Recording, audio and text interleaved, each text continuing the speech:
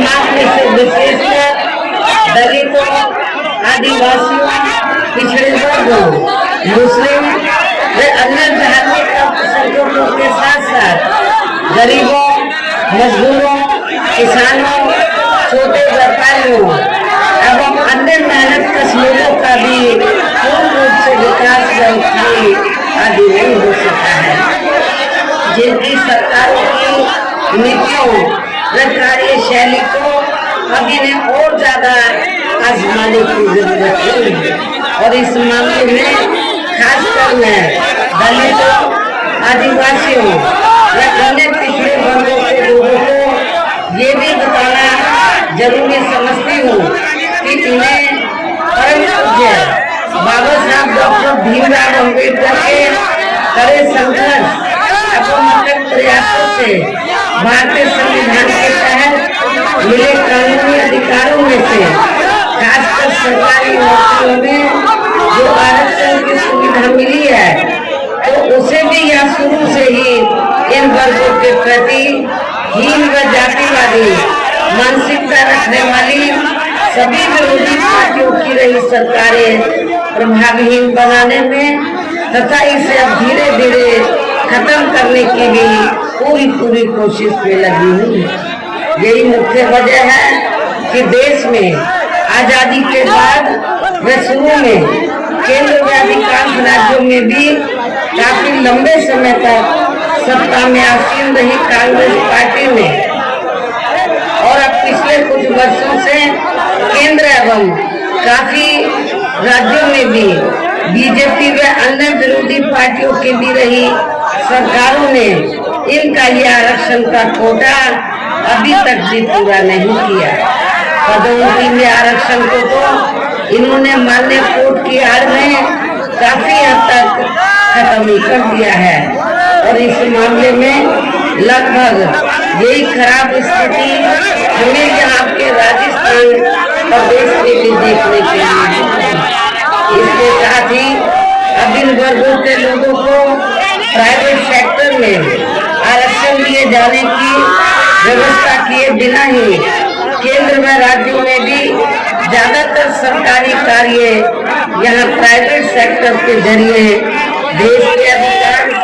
बड़े बड़े पूंजीपतियों व धंधा सेठों को ही दिए जा रहे हैं, जिसके कारण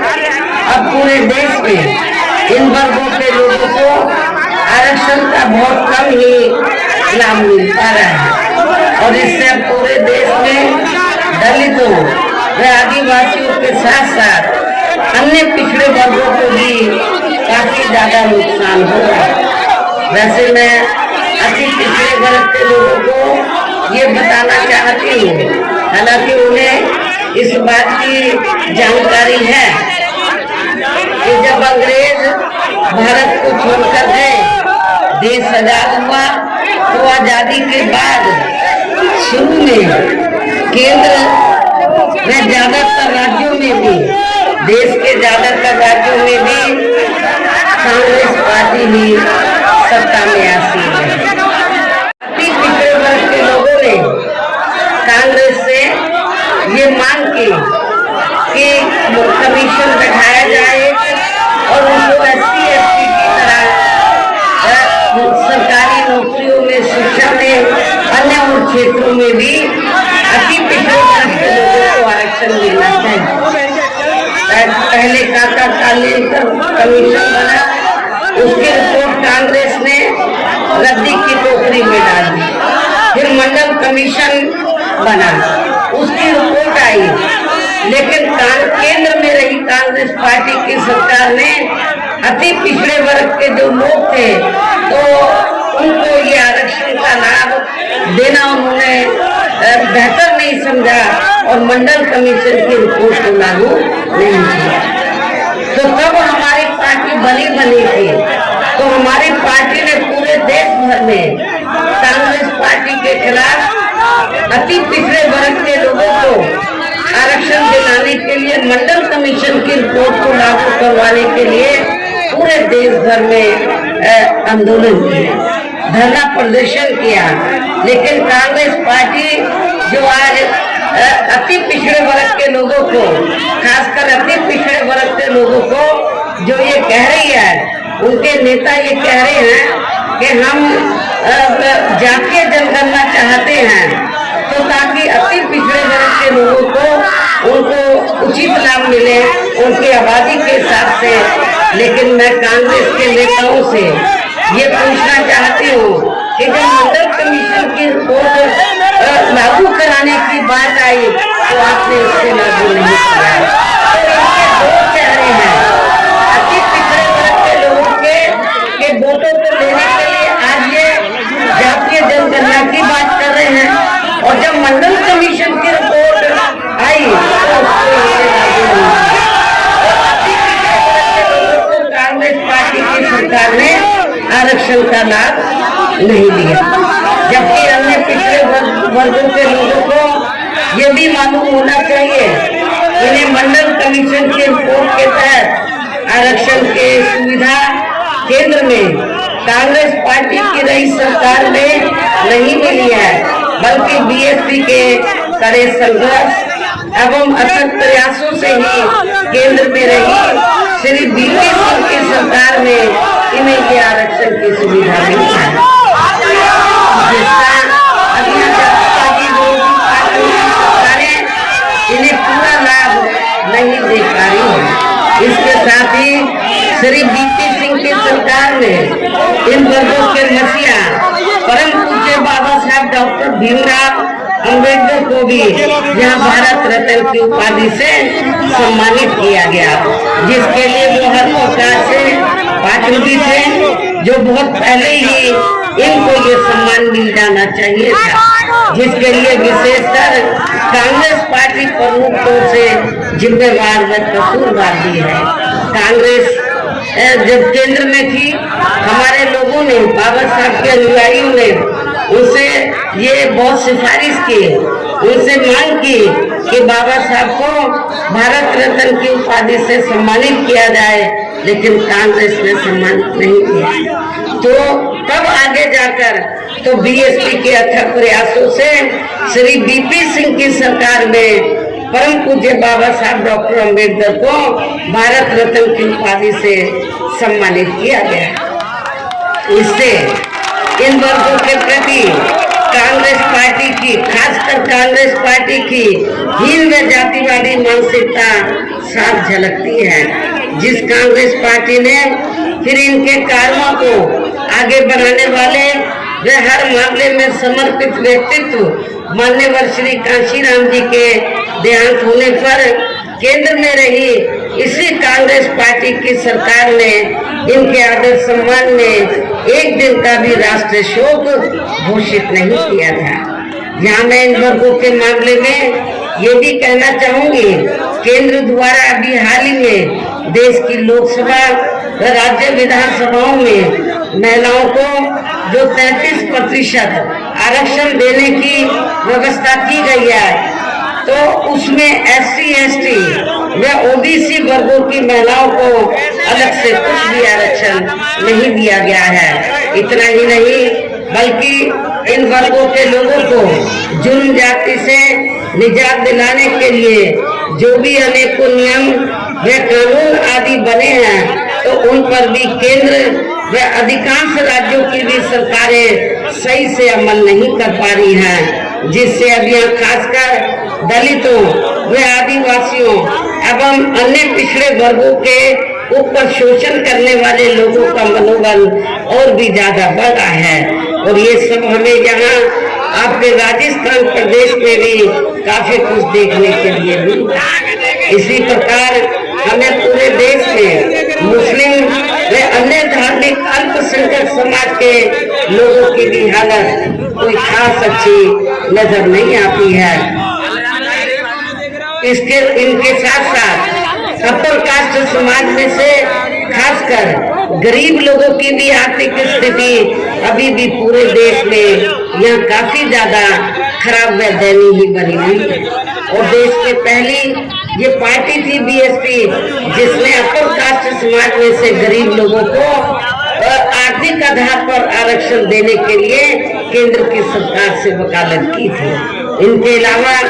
आपके प्रदेश सहित पूरे देश में सर्व समाज में से विशेषकर जहाँ गरीब, मजदूर, किसान, कर्मचारी, व्यापारी एवं अन्य मेहनतकश लोग भी अपनी विभिन्न समस्याओं को लेकर अभी भी हमें काफी ज्यादा दुखी ही नजर आ रहे हैं। और इनमें से किसान वर्ग तो केंद्र की वर्तमान भाजपा सरकार द्वारा बनाई गई उनकी गलत नीतियों के कारण काफी ज्यादा परेशान व आंदोलित भी रहा है। लेकिन इन सबकी मुख्य वजह हमारी पार्टी केंद्र में आपके राजस्थान प्रदेश में भी यहाँ अब तक की रही सभी विरोधी पार्टियों की सरकारों की जातिवादी, पूंजीवादी व संकीर्ण मानसिकता के तहत बनाई गई उनकी गलत नीतियों एवं गलत कार्य प्रणाली को ही काफी हद तक जिम्मेवार मानकर चलती है। और इस मामले में खासकर इनकी गलत आर्थिक नीतियों की वजह से ही आए दिन के पूरे देश में गरीबी, बेरोजगारी व महंगाई आदि भी काफी ज्यादा बढ़ रही है। हालांकि इस मामले में शुरू से ही हमारी पार्टी केंद्र व राज्य सरकारों से भी हर स्तर पर ऐसी नीति अपनाने की लगातार ये मांग करती आ रही है कि देश में कुछ गिने चुने पूंजीपतियों व धन्ना सेठों का विकास होने की बजाय बल्कि यहाँ गरीब व आम लोगों का ही विकास होना चाहिए। तभी फिर सही मायने में यहाँ की आम जनता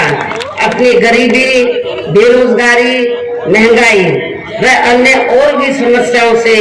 काफी हद तक निजात पा सकती है। इसके साथ साथ अब अपने देश में भ्रष्टाचार भी हर स्तर पर काफी ज्यादा बढ़ा है, जिससे आपका खुद का अपना राजस्थान प्रदेश भी अछूता नहीं रहा है। आप लोगों को मालूम है कि यहाँ किस्म किस्म की आए दिन डायरी की चर्चा होती रहती है। अब कौन इसमें बेईमान है, कौन नहीं है, ये तो जांच का विषय है। और इन सब के लिए हमारी पार्टी आजादी के बाद से लेकर अभी तक केंद्र व देश के अधिकांश राज्यों में तथा आपके खुद के अपने राजस्थान प्रदेश में भी ज्यादातर सत्ता यहाँ गलत पार्टियों में से खासकर कांग्रेस, बीजेपी व इनकी सहयोगी पार्टियों के हाथों में ही आने को मानकर चलती है। और इन सभी विरोधी पार्टियों को हमारी पार्टी इसलिए भी जिम्मेवार मानकर चलती है क्योंकि आजादी के बाद से लेकर अभी तक लगभग ये सभी विरोधी पार्टियां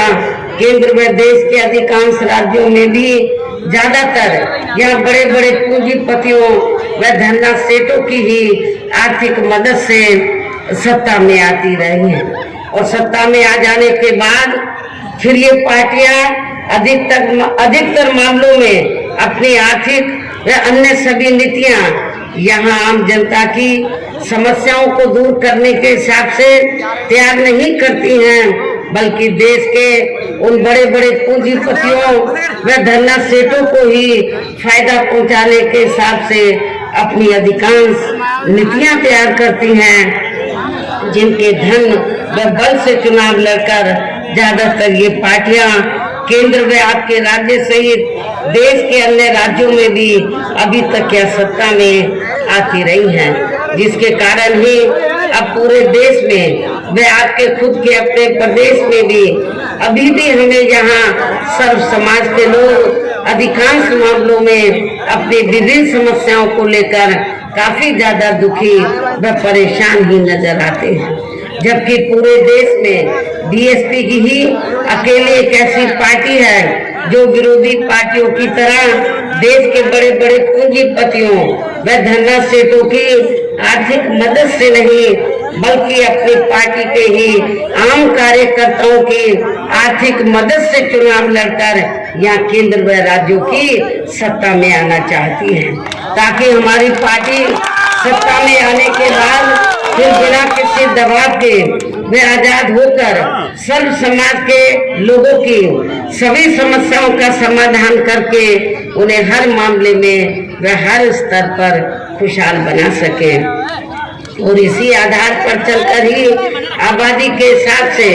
देश के सबसे बड़े प्रदेश उत्तर प्रदेश में 4 बार हमारी पार्टी ने अपने नेतृत्व में यहाँ सरकार बनाई है और हमने अपने सभी चारों रही सरकारों में अपनी पार्टी की विचारधारा एवं सिद्धांतों के तहत चलकर वैसे तो यहाँ सब समाज के हितों का पूरा ध्यान रखा है, लेकिन सभी मामलों में प्राथमिकता पहले हमने वहाँ सर्व समाज में से विशेषकर उन कमजोर, उपेक्षित तथा गरीब एवं असहाय लोगों को ही दिया है, जिनकी वहाँ हर मामले में व हर स्तर पर सभी विरोधी पार्टियों की रही सरकारों में उनकी हीन, जातिवादी, संकीर्ण व पूंजीवादी सोच होने के कारण काफी ज्यादा उपेक्षा की गई है। इसके साथ साथ हमने उत्तर प्रदेश में आपके पड़ोसी प्रदेश उत्तर प्रदेश में गरीब एवं बेरोजगार लोगों को दूसरी पार्टियों की रही सरकारों की तरह मामूली सा बेरोजगारी भत्ता न देकर उन्हें बड़ी तादाद में सरकारी एवं गैर सरकारी क्षेत्रों में स्थायी रोजगार भी उपलब्ध कराए हैं। साथ ही गरीब भूमिहीन लोगों को खेती करने के लिए उन्हें फ्री सरकारी जमीन भी दी है, जिससे वहाँ लाखों गरीब लोगों को फायदा पहुंचा है। गरीब आवासहीन लोगों को हमने सरकारी खर्चे से उनके पक्के मकान भी बना कर दिए हैं और इस बात का सबसे बड़ा सबूत यह है कि आपके जिले के नजदीक ही आगरा जिला लगा है। आप वहाँ पर देख सकते हैं मेरी हुकूमत के समय के तो कितने पक्के मकान बने हुए हैं जो हमने आवासहीन लोगों को सरकारी खर्चे से बना कर दिए और फ्री में बना कर दिए। इसके अलावा हमारी पार्टी की रही सरकार ने वहाँ विभिन्न क्षेत्रों में लगे लोगों के साथ साथ छात्रों, युवाओं, महिलाओं व बुजुर्गों आदि के हितों में भी अनेकों महत्वपूर्ण व ऐतिहासिक कार्य किए हैं, जिनसे उन्हें काफी ज्यादा लाभ पहुंचा है। साथ ही हमने उत्तर प्रदेश में सर्व समाज के लोगों के ऊपर किसी भी प्रकार की कोई भी जुर्म जाति आदि नहीं होने दी है, बल्कि हमारी पार्टी की रही सरकार ने वहाँ जुर्म जाति करने वाले लोगों को बिना कोई देरी किए हुए उन्हें तुरंत ही जेल के सलाखों के अंदर भेजा है, जहां हमारी सरकार ने उनकी सही व असली जगह होती है, जिसके यहाँ आपके प्रदेश में भी काफी सख्त जरूरत है। इतना ही नहीं बल्कि हमारी पार्टी के रही सरकार ने वहाँ अपने देश में दलित एवं अन्य पिछड़े वर्गों में समय समय पर जन्मे हमारे महान संतों, गुरुओं व महापुरुषों में भी खासकर महात्मा ज्योतिराव फूले, छत्रपति शाहू जी महाराज, श्री नारायण गुरु, बाबा साहब डॉक्टर भीमराव अंबेडकर एवं मान्यवर श्री कांशीराम जी आदि को भी विभिन्न रूपों में पहली बार वह पूरा आदर सम्मान दिया है, जिन्हें विरोधी पार्टियों के लोग अभी तक भी आसानी से पचा नहीं पा रहे हैं। इस प्रकार से उत्तर प्रदेश में हमारी पार्टी ने अपने सभी चारों रहे शासनकाल के दौरान वहाँ हर मामले में व हर स्तर पर सर्व समाज के लोगों को काफी बेहतरीन सरकार दी है। और यदि आप लोग भी यहाँ अपने राजस्थान प्रदेश में आम जनहित के व खासकर कमजोर एवं उपेक्षित वर्गों के हितों में ऐसे ही कार्य करना चाहते हैं, इसके साथ ही आपके प्रदेश की जनहित से जुड़ी जो भी यहाँ स्थानीय समस्याएं हैं तो उन्हें भी दूर करना चाहते हैं, तो फिर आप लोगों को भी उत्तर प्रदेश की तरह ही अपने राजस्थान प्रदेश में भी अपनी पार्टी को हर मामले में मजबूत बना के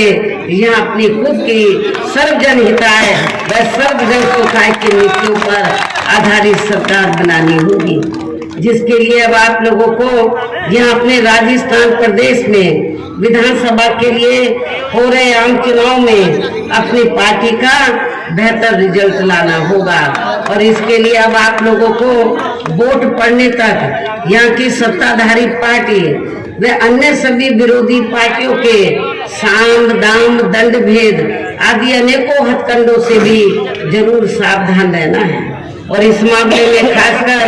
कांग्रेस व अन्य विरोधी पार्टियां सोशल मीडिया आदि के जरिए मेरी आवाज में काट छांट करके तथा उनकी फर्जी वीडियो आदि बना के व उन्हें जारी करके अपने पक्ष में हवा बनाने का जो घिनौना प्रयास करती हैं या कर रही हैं, तो उनसे भी अपनी पार्टी के लोगों को कतई भी गुमराह नहीं होना है, बल्कि इससे उनकी हताशा व हार होने निश्चित हमें नजर आती है। इतना ही नहीं बल्कि आप लोगों को विरोधी पार्टियों के जारी किए गए उनके हवाई व प्रलोभन भरे चुनावी घोषणा पत्रों आदि के बहकावे में तो कतई भी नहीं आना है, जिन्हें ये पार्टियां सत्ता में आने के बाद अधिकांश अमल में नहीं लाती है, जिस पर से अब जनता का काफी हद तक विश्वास ही उठ गया है। इसलिए हमारी पार्टी किसी भी चुनाव में अपना कोई भी चुनावी घोषणा पत्र आदि जारी नहीं करती है। वैसे भी हमारी पार्टी कहने में बहुत कम बल्कि कार्य करके दिखाने में ही ज्यादा विश्वास रखती है। अर्थात हमारी पार्टी जो कहती है तो उसे करके भी दिखाती है, और ये सब हमने उत्तर प्रदेश में बिना घोषणा पत्र जारी किए हुए करके भी दिखाया है। और अब मेरा यही कहना है कि आप लोगों को अपने खुद के व अपने राजस्थान प्रदेश के भी हित में यह अपनी पार्टी बीएसपी की ही सरकार बनाना बहुत जरूरी है। तभी फिर यहाँ आपके प्रदेश में परम पूज्य बाबा साहब डॉक्टर भीमराव अम्बेडकर एवं मान्यवर श्री कांशीराम जी आदि का भी अधूरा सपना जरूर साकार हो सकता है, जिन्होंने कदम कदम पर अनेकों कष्ट झेलकर अपनी पूरी जिंदगी या खासकर कमजोर एवं उपेक्षित वर्गों के लोगों को अपने पैरों पर खड़ा करने के लिए समर्पित की है,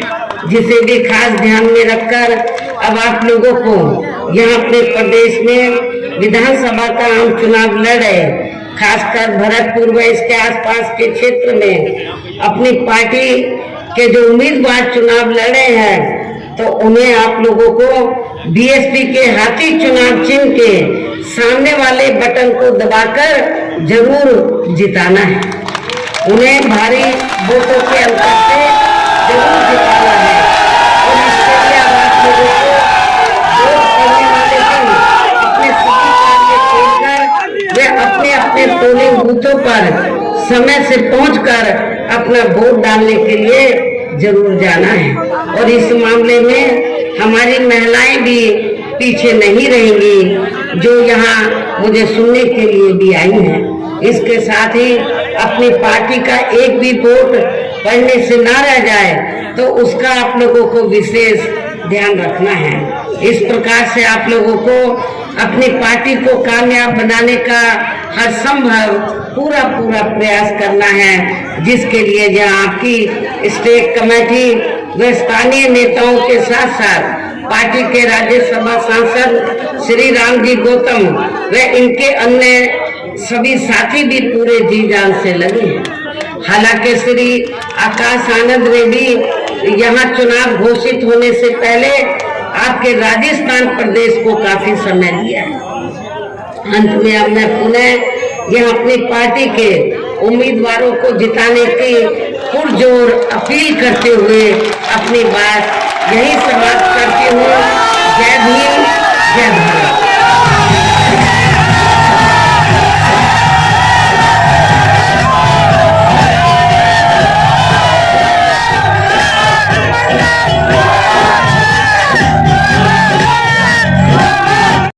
इस खबर को देखने के बाद क्या है आपकी राय, नीचे दिए गए कमेंट बॉक्स में दीजिए अपनी राय। ऐसी तमाम बड़ी खबरों को देखने के लिए जुड़े रहिए हमारे साथ। खबर अच्छी लगे तो लाइक कीजिए और शेयर कीजिए, और हाँ, चैनल को सब्सक्राइब कर घंटे वाली बटन को दबाना ना भूलिए।